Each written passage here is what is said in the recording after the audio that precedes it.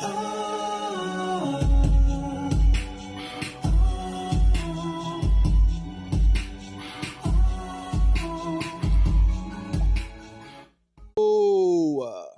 respectfully disagree podcast. We are back in the building. Got E with us. Got Coach with us. Got Avery on the line. Avery, can you hear everybody? Can you hear us? Yeah, I can hear you. Well, ain't nobody else spoke yet. I just want to make sure. Okay. Yeah, I can hear you.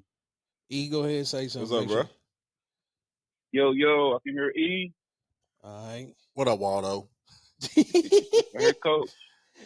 Cool. So we I good. can hear the sassiness in his voice. Damn. Oh Lord, here y'all go, man. Look, dog, what happened to the safe space, man? That's what we on today, dog. Yeah. All jokes aside, man. Mm-hmm. Like I said, this is a continuation to the question: do men really have a safe space to express themselves? And for those that hadn't had time to check out part one, I was just simply trying to lay the groundwork or the foundation for why I wanted to touch on the conversation.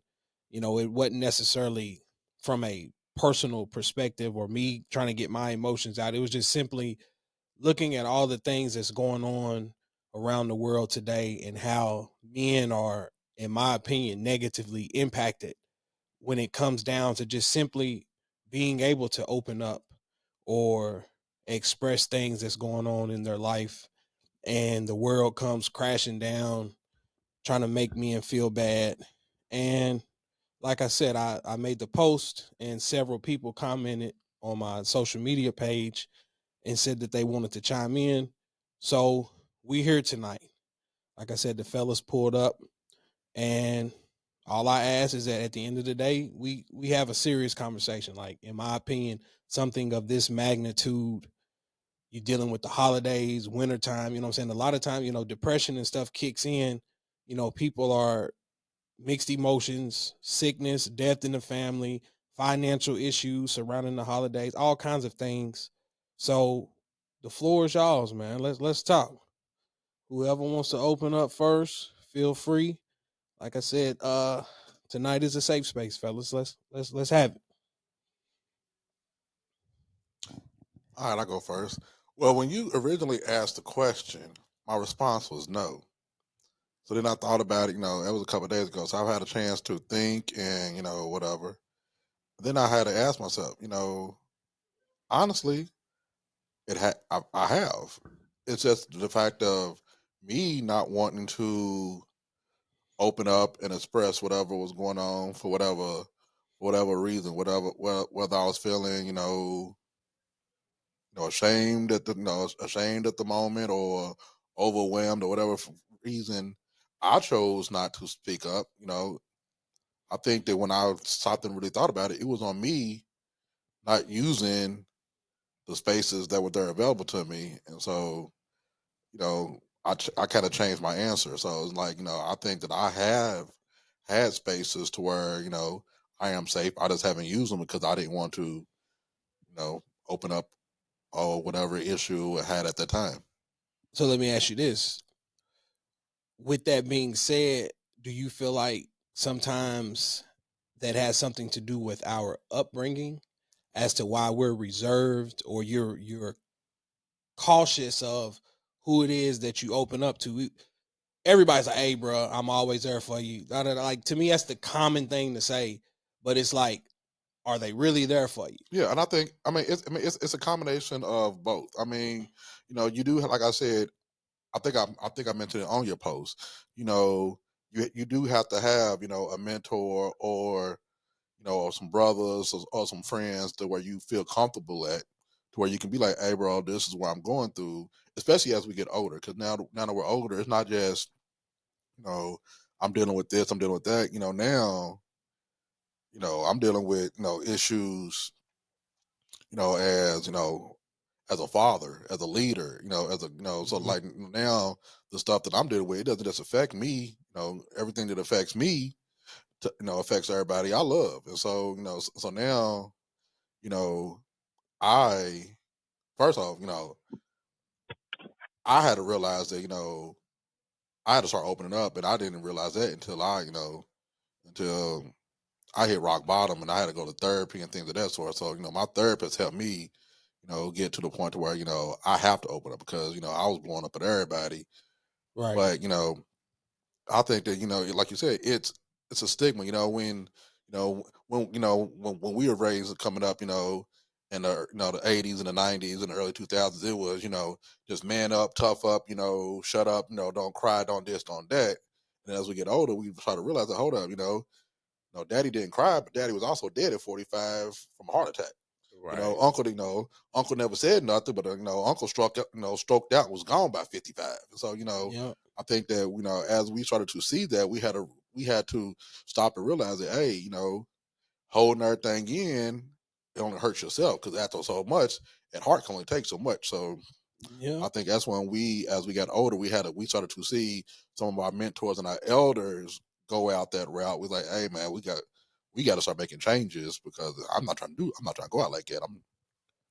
That, or whether or not we paid attention to it, the older I get, I realize in my perspective that might be why I saw a lot of my uncles and stuff sitting around drinking all the time, or people doing drugs. And it wasn't because necessarily they was a drug addict, but it's like it's a coping mechanism. Yeah. That's my escape from the real world and the problems that's going on here. Let me smoke one real quick. Let me throw a couple of these beers back, keep my mind stimulated so that I ain't got to worry about it. And then once I do sober up, it's like, damn, here go the real world with the problems. And it's like, to me, I feel like, going back to what you're saying, I think growing up, I used to hear that too. And I had to catch myself, because I do that to my son. I ain't listen to all that damn crying. Shut that damn crying up. You better toughen up. Boys don't cry. And then I have to catch myself, because I'm saying to myself, it ain't necessarily that my son is tearing up from a wimpy perspective. It's just, he just has this built up emotion. He's confused. He don't know what's going on. And this is simply like basketball shit that don't even matter. Like, Right. he shouldn't feel that type of pressure trying to go play basketball when he should be out there having fun at 9 years old. Mm-hmm. So even with that, it's like, I have to catch myself from falling down that same rabbit hole of punishing your son for being human. Like, I get it. I would hope all men is like, hey, I want my son to be tough, not scared or nothing. I get that. But where do you skate down that thin line of trying to teach your son how to be tough, but at the same time, open up enough to where it's like, if something is bothering him, you're not afraid to come and talk to me. And it's like, it's so many layers that you can pull back. This is from a father perspective, but then you jump into a relationship perspective, and it's like, you sit there and try to open up to your significant other, and sometimes that gets shoved back in your face. So now you Right. shut down again. So that's what I'm saying. It's like, it's a lot to it. Go ahead, Avery. My bad. Yeah. I was just getting to bring that up too. It's like, you asked, is there a safe space for men to express themselves? And for me, I look at, the ones that I love and I care for, my homies like you guys. And yeah, you guys are a safe space. I know that I can come to you guys and just speak my mind and get an honest feedback. There is no bias that comes from that. But there's been times, man, growing up and in different relationships where I have vented and to, women that I've dated, and I'm talking about serious relationships. And, I opened up my heart, and they say, oh man, you've been emotional stuff. I'm just being honest. And I've opened up my heart to them and explained to them my situation. And at that moment, it was like, oh yeah, I understand that.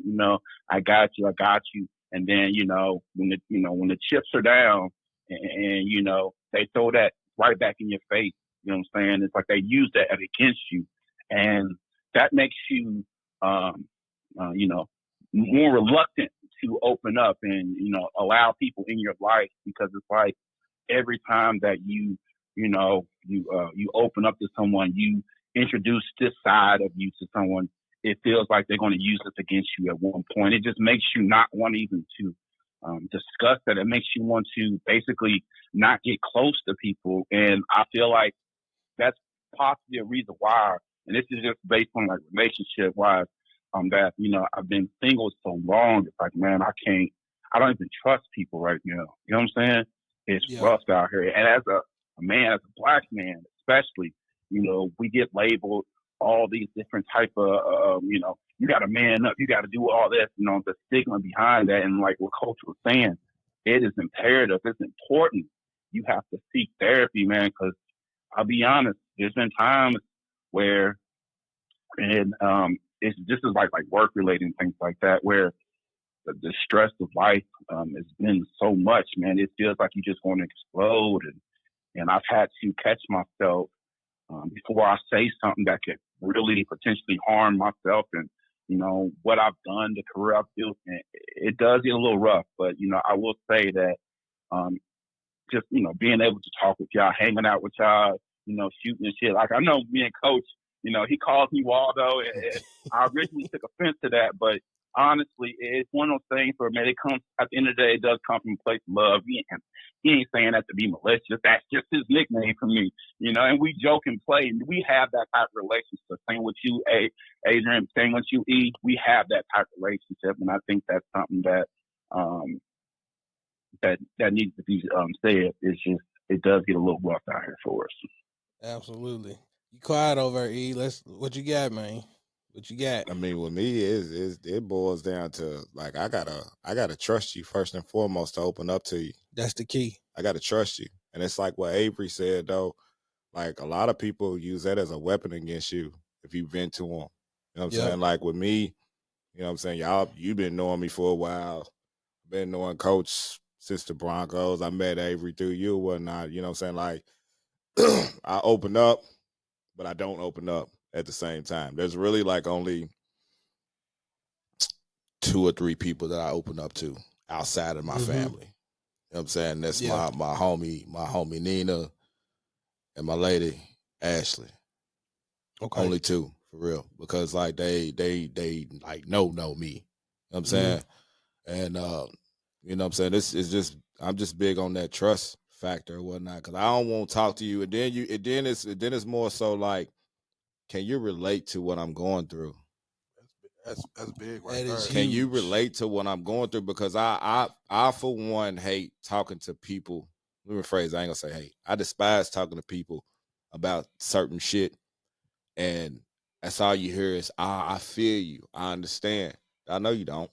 No, like you don't have a clue. You know what I'm saying? So that's why it's kind of hard to have certain conversations with people about certain stuff that's going on in your life.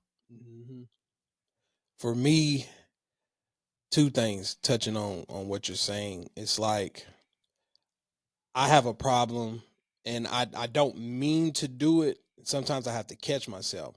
When different people are venting or sharing things with me, I try to share a similar experience only to paint a picture of what you're saying. Like, I understand what you're going through because this one time this happened to me, blah, blah, blah. Yeah. And I'm thinking in my mind that I'm trying to give soundful advice to let them know somebody else is going through this. This is how I got out of it.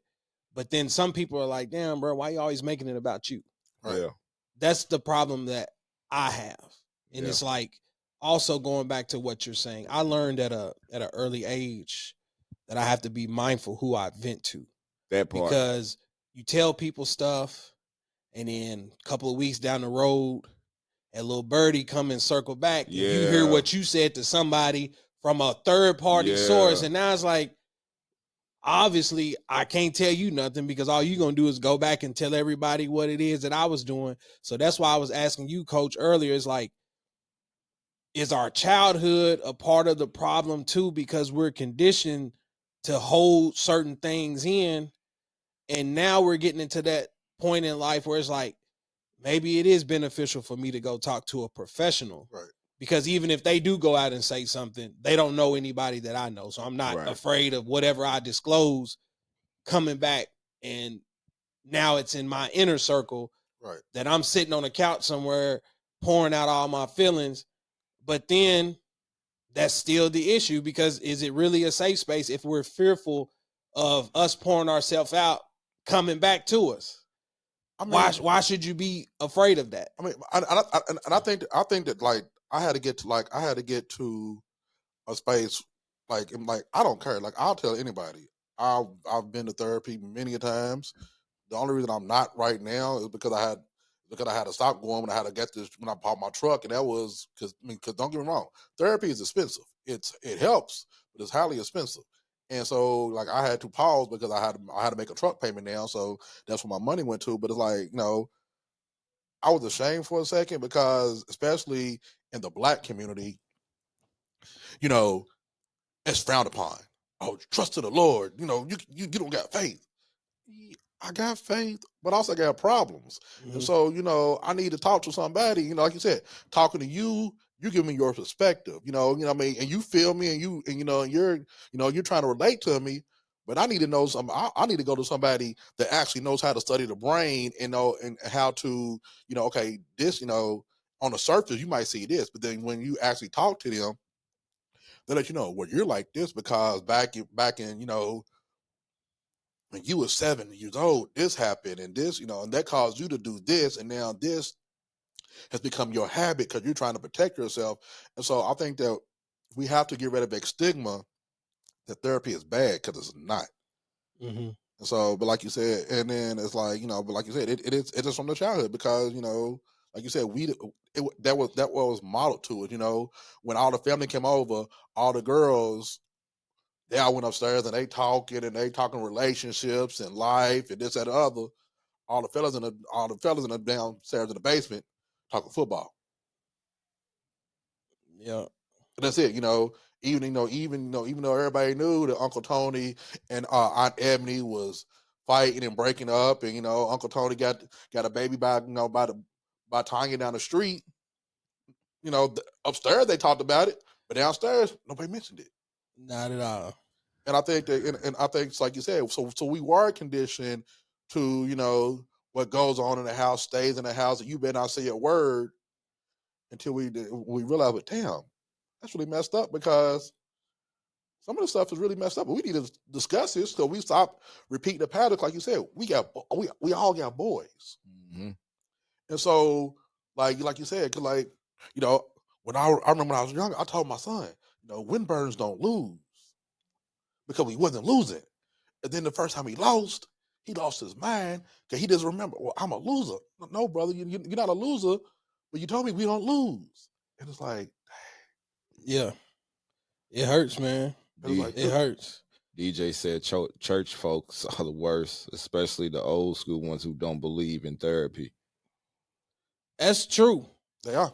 That's true. And here I go, get ready to do it again in terms of trying to share a personal experience just to make it relatable. It's like I grew up, both of my grandmothers were mothers of the church. Mm-hmm.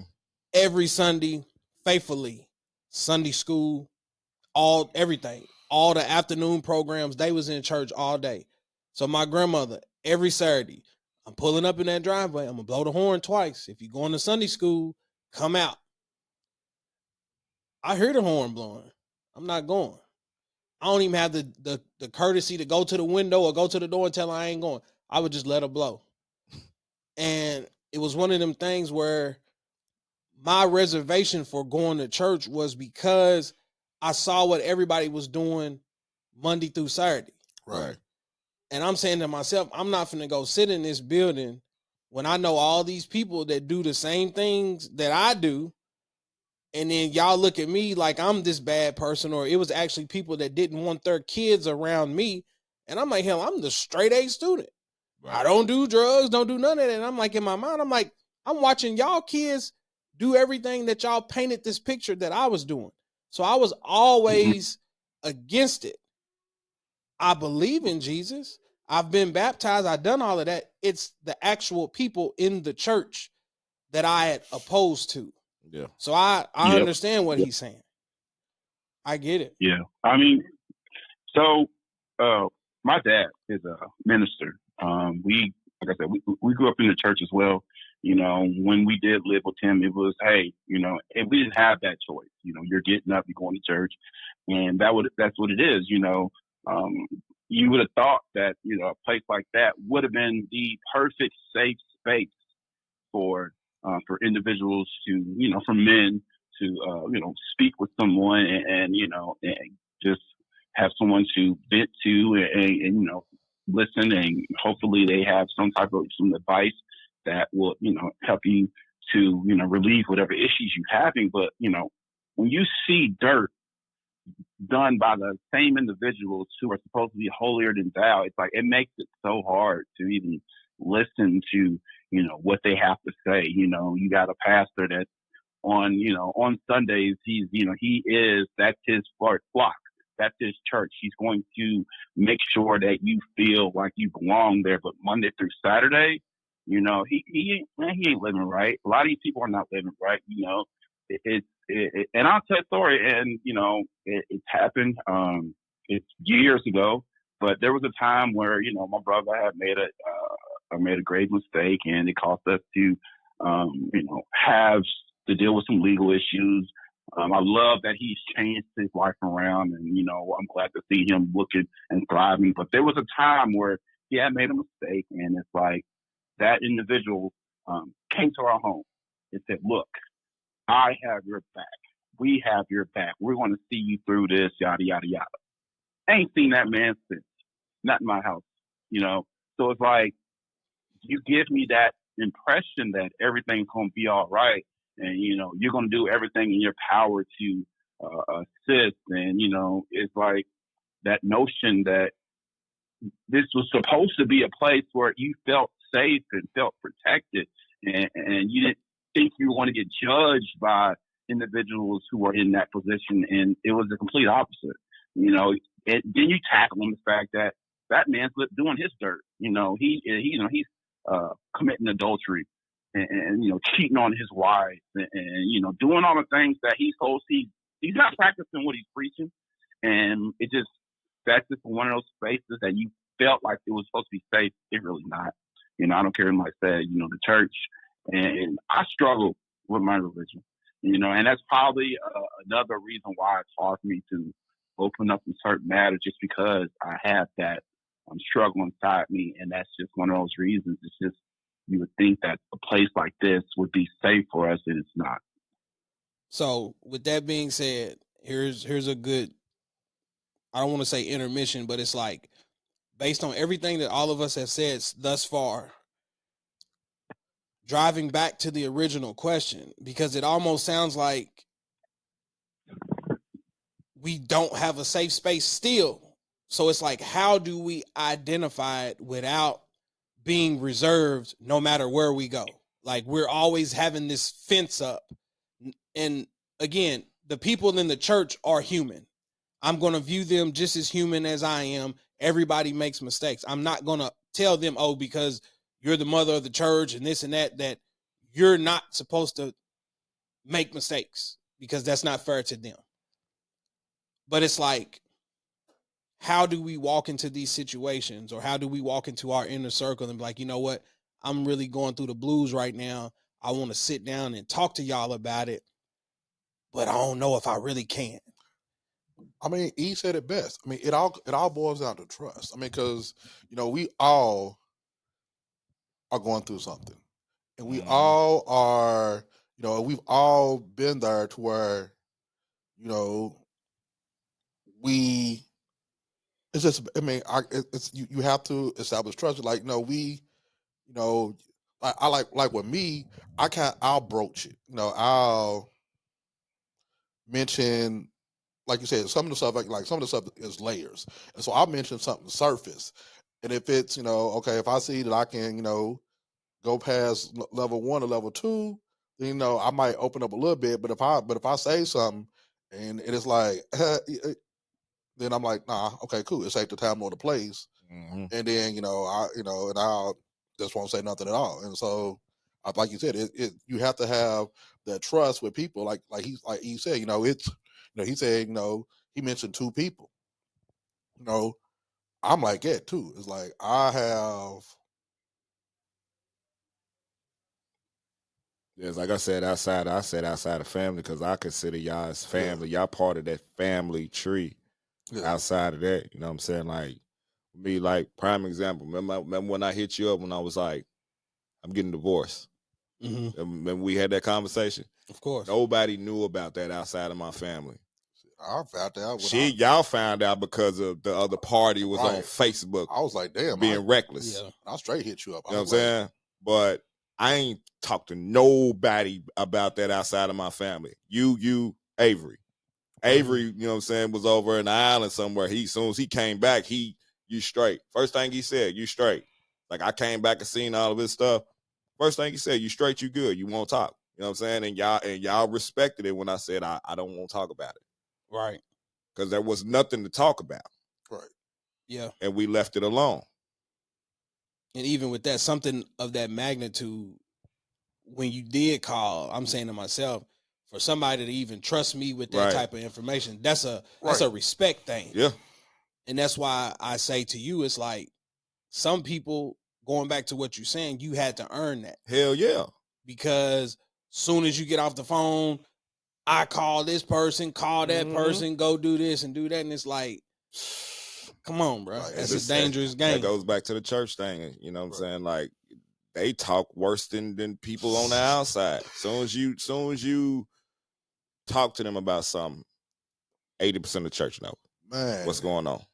80%. And that day. And I'm gonna pray for you. No, I'm that good. day. And that's just one thing that I don't like when people say that I'm gonna pray for you. I need to see a video of you on your hands and knees praying to Big Sandals about me. That's what I want to see. I don't even want you to comment it, to text it, nothing. I need to see a physical video of that. I'm gonna tell you another thing though.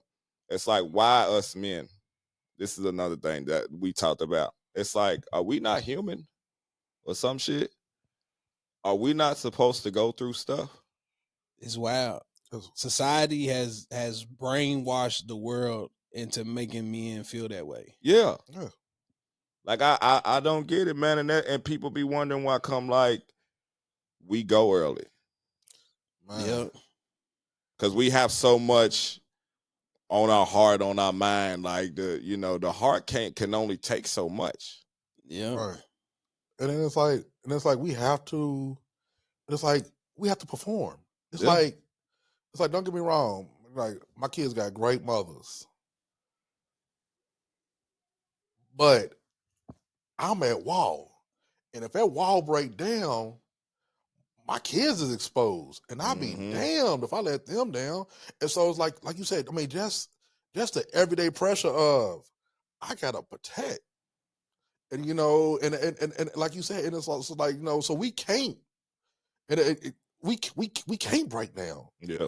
Because if we break down, all that falls apart. Yeah, failure has never been an option when it came to the kids.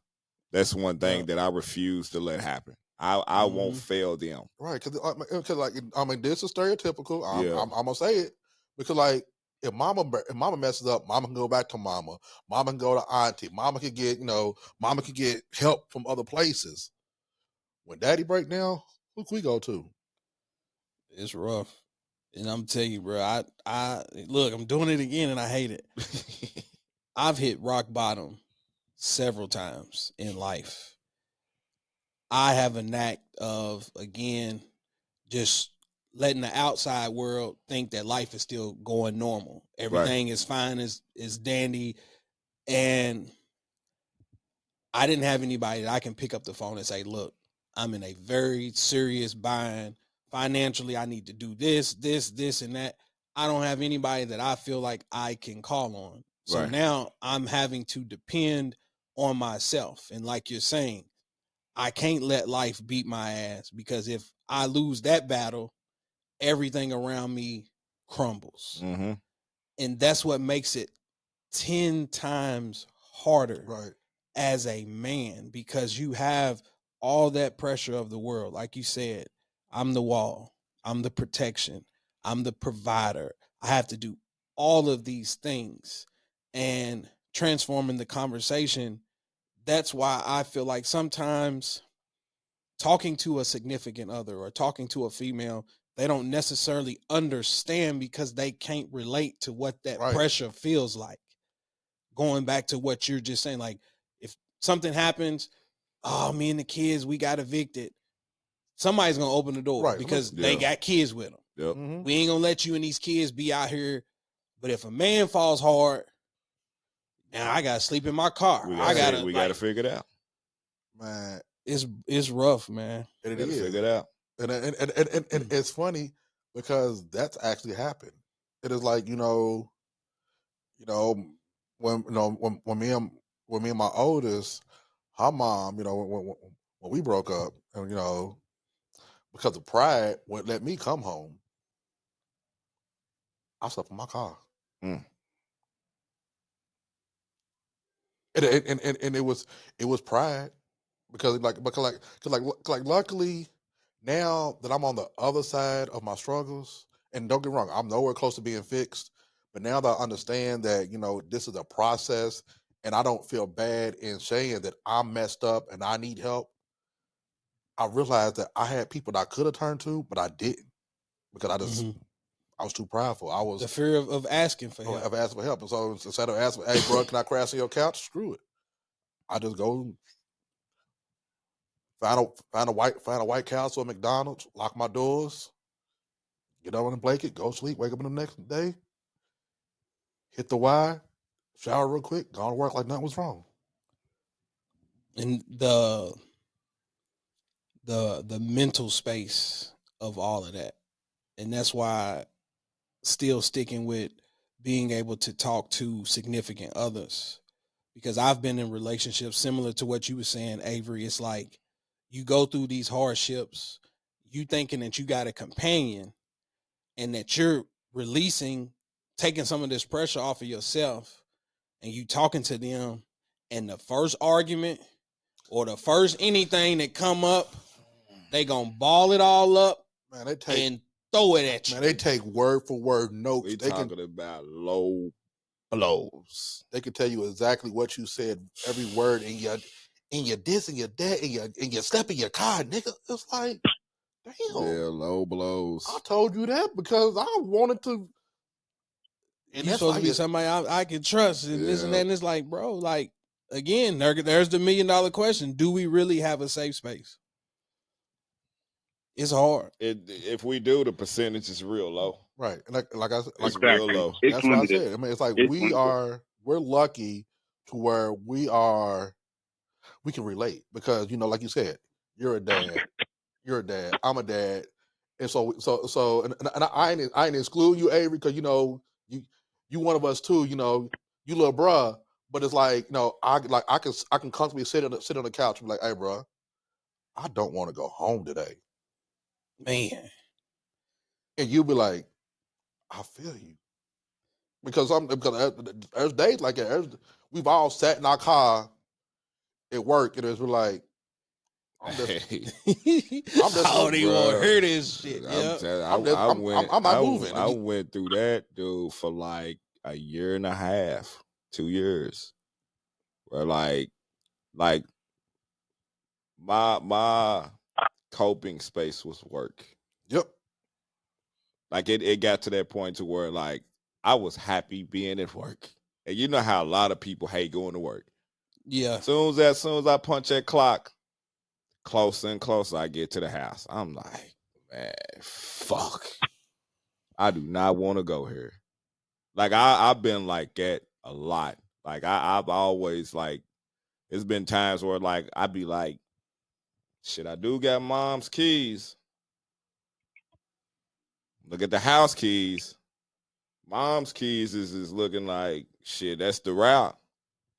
You know what I'm saying? Like it's been plenty of times I didn't been like that, man. But back to what you were saying about the significant other, like not being able to talk, open up to them. That's I mean it's 1,000 knives to the heart. Yeah, that is. Cause like when you speak to them and they sweep that shit up under the rug, really like not. you have to deal with it. Like there's a difference between hearing and listening. Facts. Most of that shit get heard. They're not listening. Oh, okay, cool, whatever. Sweep that bullshit up under the rug. Deal with it yourself. Exactly. And then, like, they be wondering why come we be acting the way we be acting. That's why I said I don't want to make it about women, but it's like sometimes and I apologize ahead of time. It's like I don't know if they're wired to understand because everything is emotion based. Yeah. The logic is not there. Like I like to speak with logic. Does it make sense? Yeah. Where some people, when you talk to them, there is zero logic. It's just everything is an emotional reaction. Like you saying, you hear it, but are you really listening? Because if you're able to just spit off responses, nah, you ain't hearing what I'm saying. Yeah. Like, nah. It's tough, man. Like I said, 1,000 knives to the heart. It's been plenty of times where I'm crying out without necessarily using the words I'm crying out. Right. Yeah. I'm trying to dance around it, but I'm trying to paint this picture that, bro, like I'm really down bad. And then when it's not received, and it's just kind of like what you're saying, like deal with it. And then think about this though, like with your significant other and shit. Like I pay so close attention to details. You don't even have to tell me what's wrong. I can feel it. Right. Like I really don't show emotions like that, but if you pay close attention to me, if I'm off, if someone's off, you can tell. Yeah. By the way they speaking and their body language. And you can just feel it in the air. I'm big on body language. Like you can feel it. Like I could just look, be like, you straight? Yeah. You cool? Or is something going on? If you won't talk, we can talk. Yeah. What I hate is that when you ask and they say, nah, I'm good. But then it's like, we know you're not. But then like when we move away from the situation, it's, oh, you don't care. But I asked you. But I asked you what's up. Yeah. If you don't want to talk about it right then and there, that's cool, fine. But I'm here if you want to speak. Yeah. It's tough, man. That's one thing I don't get, man. But yeah, that hearing and listening shit, boy, it's a big difference. Because there was a lot of hearing in my situation. Not a lot of listening. And I for one, I don't really open up to people. You know what I'm saying? Like it's crazy because it's like I get that from my daddy. Like my father and my grandfather, to be exact, for real. Like when you growing up and you see two strong men, I ain't never seen my father down and out. Never seen him. The only time I've ever seen him vulnerable is when he got sick. So it's like by seeing this is what, as a young boy, you want to be that. Yeah. Strong man like your father. That's one thing that I will say that I've been jealous of as it relates to some of my peers, because I've told you I didn't really see that. I didn't have that. Right. It was always me and my mother. See, that's the thing. It's like I'm still learning off the seat of my pants because I didn't see none of that. Like I had uncles they lived their life, you know, Christmas, Easter, holidays, you know, every once in a while, weekend. I if I needed advice, I get it on my own. I learn from the homeboys on the block. This is what they do. I'm copying them, and it's like, so like I'm like, it's like, dude, I wish I had that, because it wasn't until I got older that I actually was able to get a mentor, to I was able to actually sit down and ask some questions. I'm like, hey man, this is what I'm dealing with. Well, this is and first they told me, he was like, I'm gonna tell you right now, it's gonna be completely different, but this is how I made it through.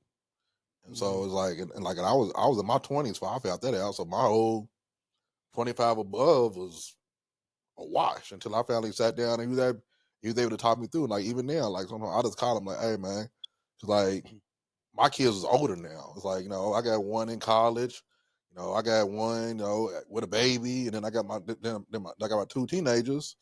And it's like, man, how do you go through these transitions? Cause my daughters, the only time they call me is when they want money. And it's like, and I'm like, so is that normal? He's like, yep. I'm like, so okay. He's like, you can't take it. He's like, don't take it personal. He's like, when they need you, they'll call you. But other than that, you know, so you know, I asked my daughters, how are you? Fine. You good? Yeah. I get all my information from her mother and from my mother because that's who they talk to. Look, Aubrey's at that stage right now too. I'll be trying to break her little wall to let her know that I'm here for you. Mm-hmm. But it's like I don't know if it's at preteen or whatever it is. But real quick, because hopefully if Charles listens to this, he'll vouch for me. I've always said me growing up and being around my mother helped me because I was always a hothead. I never held anything in. I was the one, if something's on my mind, I'm going to fucking tell you right then and there. That's me now. I don't care what bothers you. If it bothers me, I'm letting you know. Right. But the older I've gotten, now I'm the opposite. Because what we've been talking about all this time, it's like when I try to tell people something that's wrong with me, either it leads to an argument and it's spit back in my face to where now I'm just saying, you know what, it ain't even worth it. Bottle that shit in. And then at times I'm like, am I losing myself? Because I know 10 or 15 years ago, I wouldn't have let that shit slide. But it's like, in my mind, I'm trying to protect the peace. But in reality, I'm destroying my own self inside to keep everybody around me happy. So it's like, damn, here we go again. Like, do we really have a safe space? Because growing up, my mother was that outlet. She saw me cry. She saw me go through all these different things. Whereas I feel like if I would have tried to sit down and do the same thing with my dad, toughen up. Yeah. You better not be fucking crying. You better not be this and that. So it's like, it helped me. But now, later on down the road, I just told y'all, I'm doing to my son what I'm assuming would have happened to me. But it's like, I don't even know how to put the two together. Right. It's crazy, man. But like I said, I've been on this seesaw for quite some time in terms of I was a hothead, cussing people out, going back and forth, to where now it's just like I just sit in silence. And I don't know if it's a good thing or a bad thing. I mean, I'm the same way, because it's like I had to learn to pick my battles. And you know what really made me stop to chill? When I see it in my kids. Because my daughter is nuck if you buck. I mean, she stay ready. It's like, but then my son is also like me, to where he just won't say a word. Yeah. And it's like, man, like that's so it's like that's why it's like I'm like you said, I'm trying to find that balance, because like you know me, if I like you said, if it's on my mind, as soon as it hit my mind, it's out my mouth. And but I gotta realize that some of the spaces that I'm in, I can't do that because you know, in my profession where I'm working at, just being honest, I work with all white women. And so when you see this dude is angry, guess what I am? I'm now the threat. I'm now the monster. I'm the angry black man flying through the hallways, ranting and raving. Yep. So I got to realize, hold up, I can't do that because I'm scaring people. Yeah. And then I also got to realize I got kids watching me, so I can't tell these kids they got to control their emotions, and I'm losing my shit. And so it's like, so I'm mindful of that, because I got to realize the positions I'm in, folk are watching. And so, like I said, so like you said, it's not, so I'm trying to realize, picking my battles. Okay, is this one I gotta fight, or is the one I gotta let go?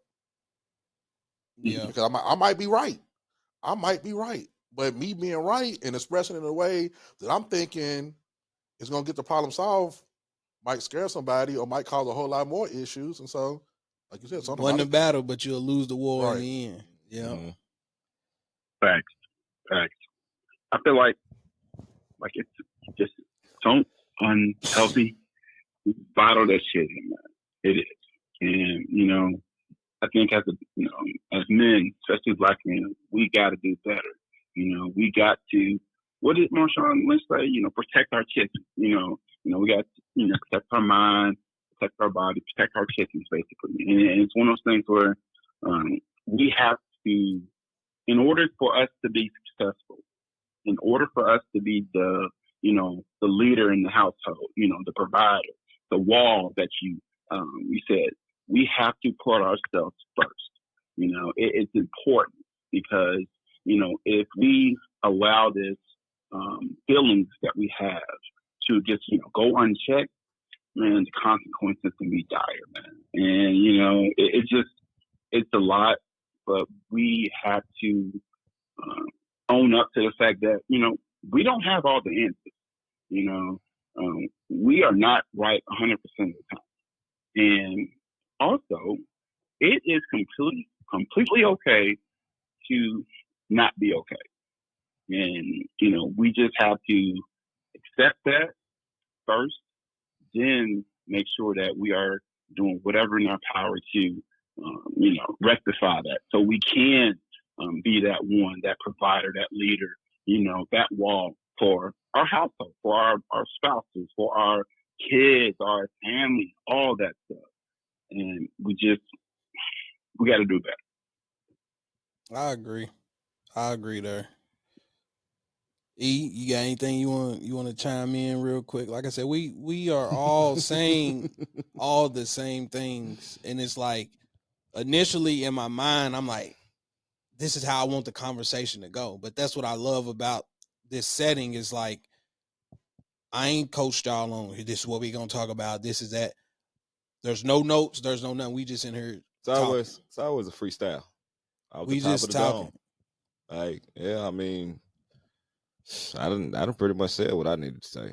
I mean, I could go on, but I don't want to ruffle no feathers today. Today is Sunday. All right, you protecting your peace. I'm protecting my peace. Fair. Yeah, because my peace almost got destroyed Friday.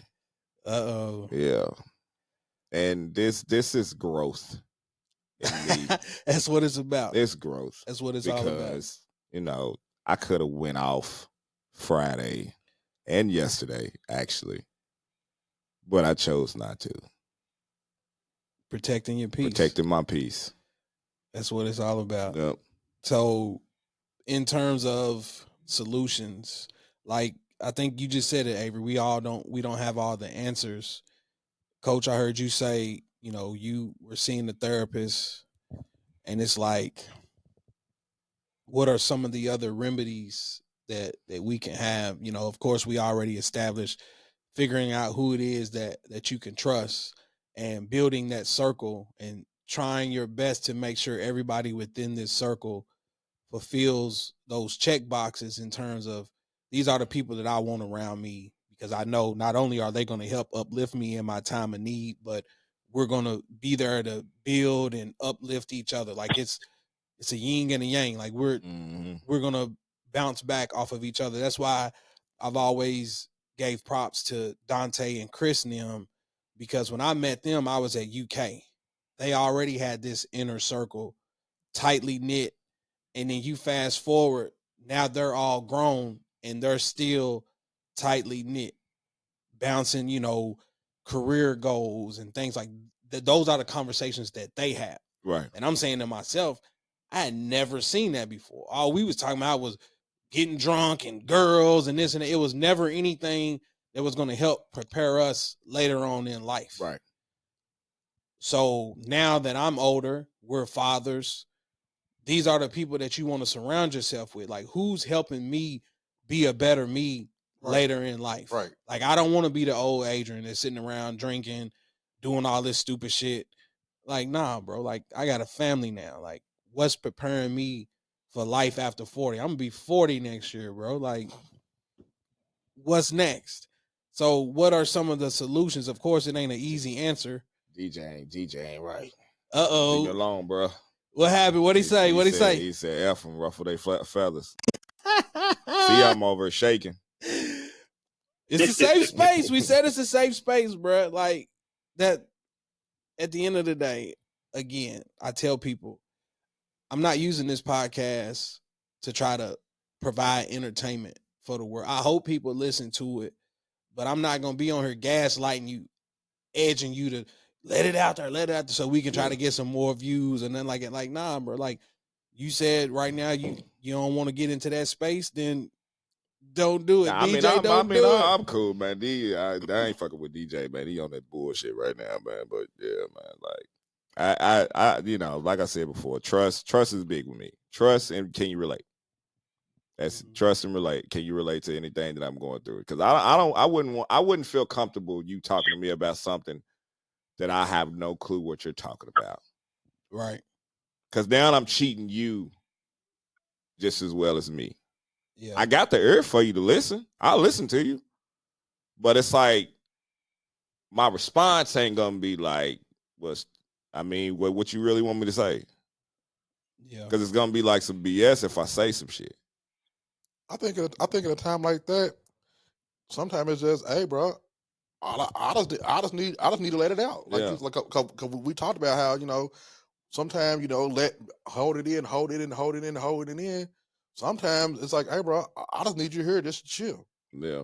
Just let me, like you said, cause like I might not know what you like I might not know what you are going through, because like, I don't know, I'm not nothing about a divorce. Yeah. But I know you my boy. Yeah. So I know if you fucked up, it's gonna fuck me up. So I can't say shit, but hey, we can crack his bottle, or we can sit here.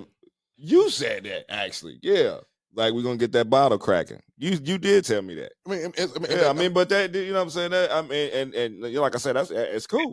That's a cool gesture. That's all I got. But that's showing that, hey, we can't do nothing. But we can sit here, we can chill, we can watch this game, we can laugh about this shit. Just to take my mind off that shit. That's all it is. I think that sometimes, man. That's what sometimes, like I said, I started off with like, I didn't realize, like, my first response was, no, I don't have a safe space. But now I'm at the point where I'm creating these tapes. I'm creating these spaces because, like, I know, because, like, Adrian says it, but I also know the basement's open. And so if I if I know if I'm really going through some shit, and plus, like with his wife, Harper's that's my sister, and so I know that if I really need to sit down, I got a place to sit. Because I we've created that, and so I think that and so if you want that space, you have to create it, and it takes time, it takes trust, it takes understanding, it takes all these different things, but it's there if you want to create it. That's fair. That's fair. Mm-hmm. I think to answer your question though, Adrian, I think that a solution would be for, I guess, society to, we need to prioritize mental health.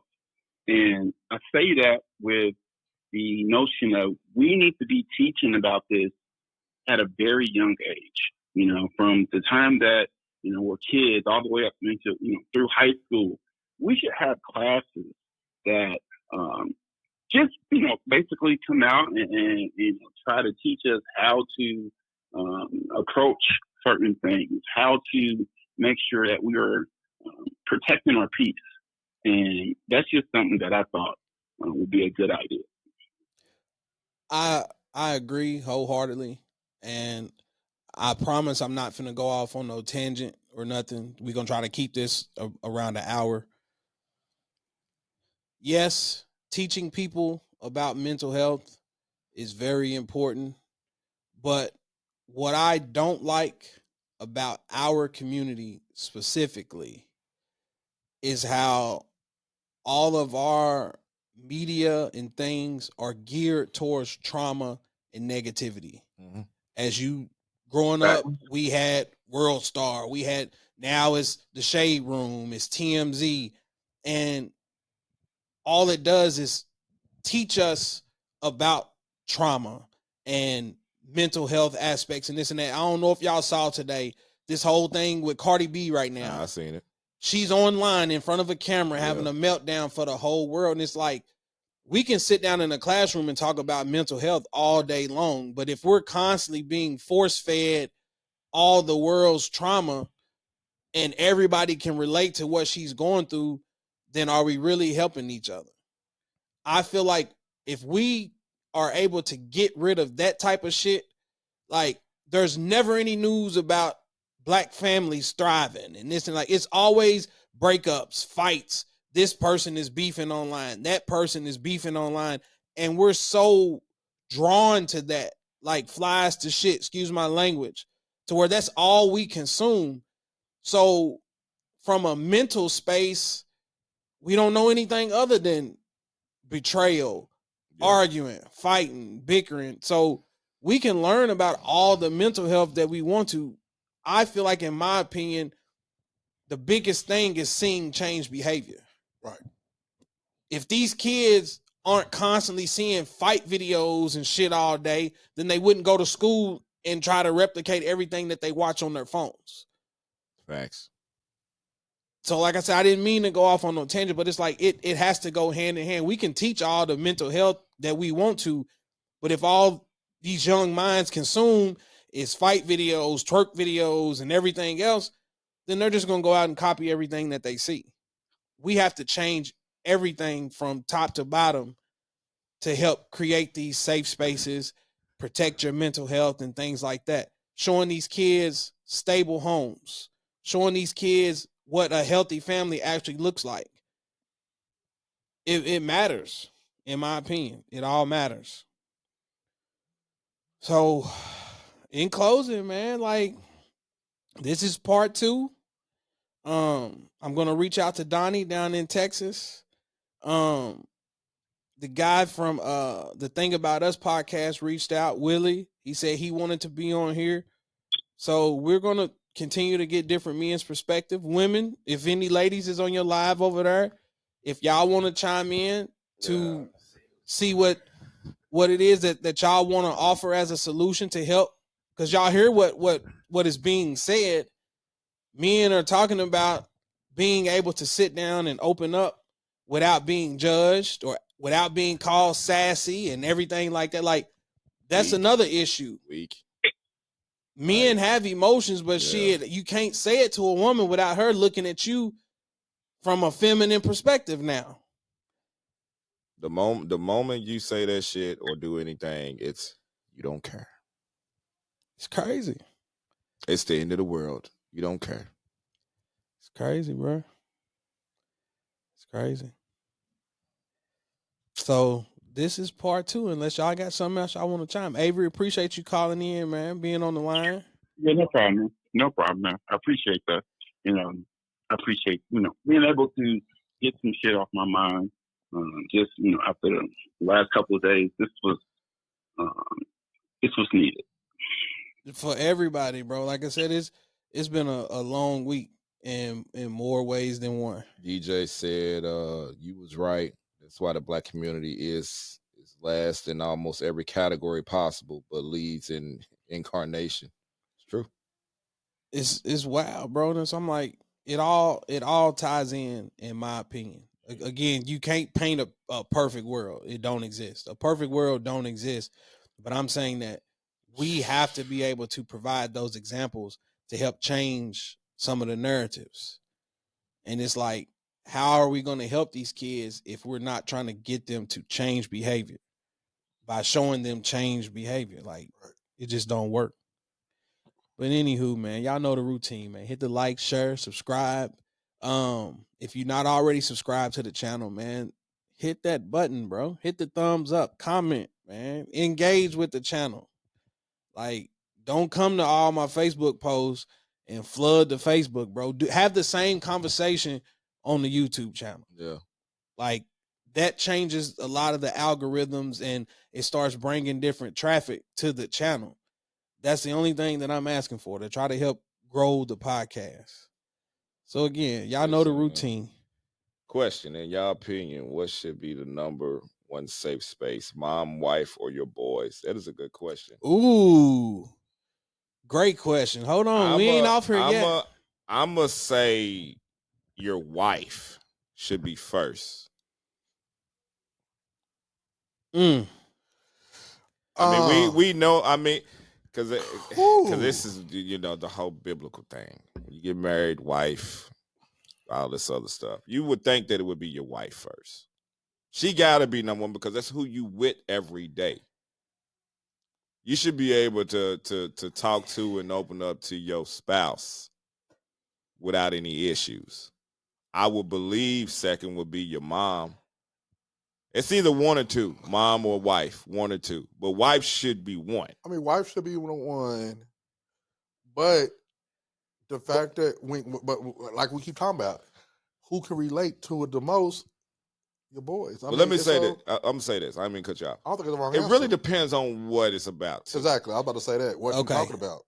That's fair. If we're going to narrow it down to topic, then that's fair. It depends fair. on the topic. But if we just speaking in general, I would think wife should be one, because that's who you with on a daily basis outside of when y'all at work or whatever the case may be or whatnot. Like y'all saved it because y'all know I was like, this ain't a conversation where we supposed to hit the button, but I was finna hit the button. If we're gonna say it in terms of depending on the issue, then that's fair, because otherwise I disagree. And this is the part where I ain't gonna get sentimental or nothing, but I just told y'all like 20 minutes ago, I went to my mother for everything. The first time I thought I got somebody pregnant, I went to my mother with that. My mother taught me about the birds and the bees and that. Like, I could sit down with my mother and be an open book. Right. Regardless of whether it was me telling her stupid shit that I done that I had no business doing. Like, most kids ain't gonna sit down and talk to their parents about the bad things that they've done in life. True. But she was always there to help me and point me in the direction that I needed to go, even if I'm admitting that I done effed up. And now I no longer have it. But see, the thing about this though, like when it comes to our parents, most of our parents, I'm not gonna say all, most of our parents ain't gonna be judgmental.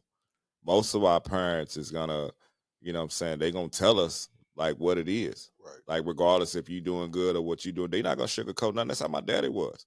So that's why answering the question, I felt like that was the safest space. I'm not saying that going to my wife is not a safe space, but I'm saying my mother was the safest. Yeah. Yeah. I get you on that. Like I said, there's not a blanket answer because everybody's gonna be different, and like none of those answers are wrong. But like you said, it's just about the situation. There's some things that, like you said, like I wasn't like that with my mom when I was younger, but we're like that now. Like now, I can talk to her about anything. Mm-hmm. And so, but there are some things like got to stay in the house because we're supposed to be a team, so we got to discuss it as a team. But there's some stuff when I'm dealing with her, I gotta come to y'all. Yeah. Because so it's situational, but there is no wrong answer in that though. Not at all. Yeah, you're right. That's what I was just saying. I was like, sometimes when me and her is bumping heads, it's like my mother was the one that would talk me off at ledge when I'm ready to do something drastic. Yeah. And it's like now it ain't even an option. That's pretty much how my father was and shit. Cause like he's been gone. It'll be 7 years on the 9th next month. Yeah. 7 years on the 9th next month. And the crazy part about it is, like I said, this whole divorce process and what kind of pissed me off about this situation because of what this person said was because they was like, well, what you think your father would have thought about this? And I'm just like, it kind of like was like a low blow to me and shit. Yeah. Cause I'm like, don't mention my daddy in this situation and shit. And I know that he would have been disappointed. But at the same time, he, just like my mother, when I spoke to her about that whole ordeal, you have to do what's best for you. Amen. At the end of the day. You took the words out of my mouth. You got to do what's best for you. You said that shit to me. Ashley said that shit to me. My homie Nina said that shit to me. My brother and my sister, my cousin, the Steelers fan Tim, my cousin Courtney, they all said that shit to me. At the end of the day, you got to do what's best for you, regardless who likes it or not. Facts. And that can be a whole nother episode in its own self. In terms of a safe space, sticking with what we talking about, going through that process, I said that to you simply because we said it at the beginning. Stress is real. Hell yeah. Heart attacks and all kind of issues. Like, why stick through a situation that you know you're not happy? Like, you can love that person from a distance. If it's no longer working, you have to be strong enough to acknowledge that. And if you really love that person, you have to understand that if this is a situation that can't be fixed, if I really love you, then we got to love each other from a distance. Mm-hmm. Why keep somebody trapped and held down just so the outside world can what? Because in reality, do they really care? Who are we pretending to be happy for if we know outside of these Facebook posts and outside of us holding hands in the mall, as soon as we get back in the walls of our home, we yelling and cussing at each other, doing all these different things. So you have to do what's in the best interest of you and what makes you happy. Because it's like, I hate to talk about this shit on here and shit, but it was kind of like a lot of stuff with this going on rubbed me so wrong because y'all see it every day on Facebook. I can't see it. I'm blocked. And it's a good thing that I'm blocked. Because y'all know how I am. I don't hold nothing. But it's more so the whole making sure she's fine. Fuck me, what I'm going through. But it's like, it's cool. You know what I'm saying? Like, it's the people that I needed to check on me, checked on me. And I'm fine with that. I don't need nobody checking on me. I didn't announce that shit to the world. You know what I'm saying? Because you know how people are. Oh my God, what happened? You straight? That's fake as fuck. You've been praying for this shit for one. Like, I ain't announced that shit. I took it for what it was and shit. Like I said, the people that checked on me was the people that should have checked on me. Nobody outside of that. Because I only told like a handful of people outside of what was going on the social network or whatnot. Right. But, you know, I still to this day think the shit's funny, for real. But like I said, we ain't gonna let you go down that rabbit hole, man. We ain't gonna do that. But like I said, y'all, but yeah, it's like I said, the right people checked on me, made sure I was straight. But it goes back to what you were saying earlier too. It's like you see the different signs, you see the changes in people, things like that. So it's like, just even based on some of your conversations and things on social media, you saw something was off. Oh yeah, you saw it. And I'm one of them people where I'm like, I ain't gonna be nosy and go diving into things. If he wants to say something, then he'll say something. Mm-hmm. I know something's going on, but it's like, I'm not gonna be that person because, like you're saying, that's when you know, like, anybody that's coming in, hey man, what's going on with y'all? I see da da da. Shut your nosy ass up, man. Go on somewhere. And you know, I only spoke to and answered that question to the people that like genuinely cared and was concerned. Yeah. Everybody else, I ain't got shit to say to you. That's fair. That's real. Like I said, I ain't gonna let you go down that rabbit hole. That ain't what we talking about. We safe space, but mental health, men being able to express themselves, and that's what's important without feeling judged or people being judgmental. Like, I should be able, guess what? Work kicked my ass so bad today. Coaching kicked my ass so bad today. If I want to come home and cry to my wife, I should be able to do that. Yeah. Right. If I need to have one of them boys in the hood moments where I'm in here swinging at the air, I should be able to do that. And it's like, guess what? Real quick, before we get off here, think about that scene though. We turned that scene into a joke. It's a mockery. Like, we share it as a gif and everything else, trying to be funny, but that's really a powerful scene, bro. Yeah. Bro had just lost his best friend. Everything's going on right now, and he went across the street to his lady house and cried in her arms. But as men, we was conditioned to laugh at dudes. And he got a shot too, though. Don't forget that part. Don't leave that part out. Don't leave that part out. Because he was on that motherfucking daybed clapping that motherfucker. Hey, you know what? You gotta hit Charlie. You gotta hit the Charlie button. They hit it all day. You know it was due. We had a serious conversation all day. Fellas. It was due. Trey went over. He seen Ricky get hit with the sawed off joint. Try to ride with Doughboy. Got out the car. Went to his old lady's house. Boo-hoo. And commenced to clapping. Fellas, let her know how you feel, man. You might get them cheeks. Don't be afraid to let it out, fellas. We go. We going off that note, man. Appreciate you, Avery, if you still on here, dog. Yeah, I'm here. I'm just listening, but y'all wow. Yeah, we done went all the way off on a tangent, dog. Ricky! It's E. There is no, it's E with all. Now you judgmental. Bullshit. Now you being judgmental. We had a serious conversation for like an hour and some change. Somebody had to bring the funny in there. Yeah. There it is. Like I said, safe space, fellas. I Respectfully Disagree podcast is always here, man. Y'all pull up, let it all out. It's like he said before you get off. Everybody looking at you. He said if any women wants to get on here and speak their mind on whatever. That's the open invitation. Like I said, all you got to do is call. Avery been on his phone for an hour and a half. He been hooked up to the podcast for an hour and a half. We can talk it out. Whatever. Y'all let me know. Hit that like, share, and subscribe. We gone. Ass toasted, no competition. I'm Misha coasting. I feel so high, I feel so live. My body's in the twine. I'm Misha coasting. I feel so live, and I know why. That I can't deny. I'm Misha coasting. Goody, fine wine, fools, malt liquor. Wish me I'm high class.